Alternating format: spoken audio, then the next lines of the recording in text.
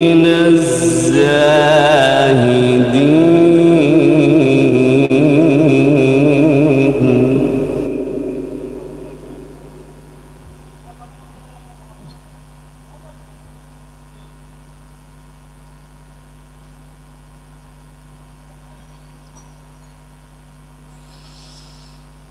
لا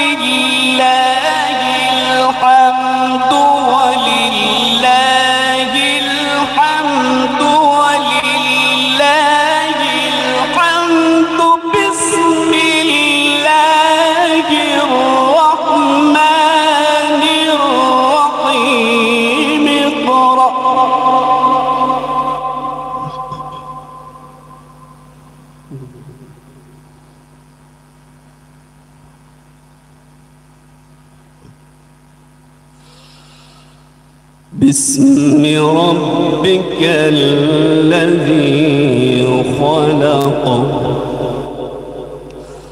خلق الإنسان من علق. اقرأ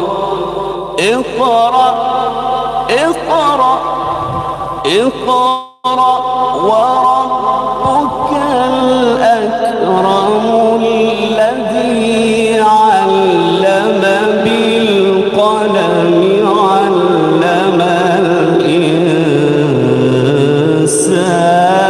ما لم يعلم. صدق الله العظيم.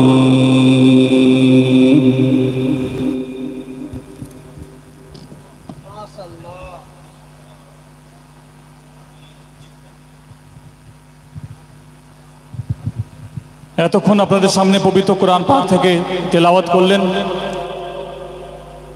আজকের এই বিচারক মণ্ডলীদের অন্যতম বিচারক, ভারতবর্ষের অন্যতম জনপ্রিয় কারি জনাব হযরত হিদায়াতুল্লাহ সাহেব,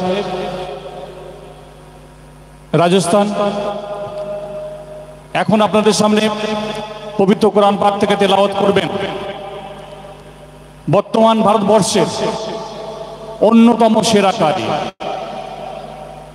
বিদেশের মাটিতে ভারতবর্ষকে যিনি রিপ্রেজেন্ট করেন, ভারতবর্ষের পক্ষ থেকে যিনি বিদেশে অংশগ্রহণ করতে যান, যাকে আমরা এই বছরে পেয়েছি।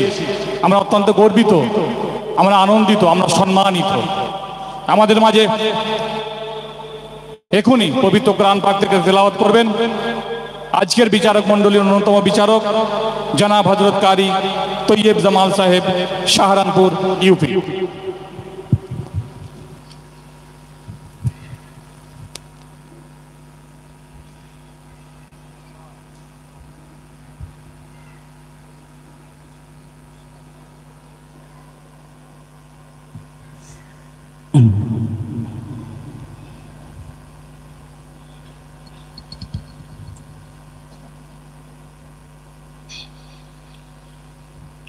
السلام عليكم ورحمة الله وبركاته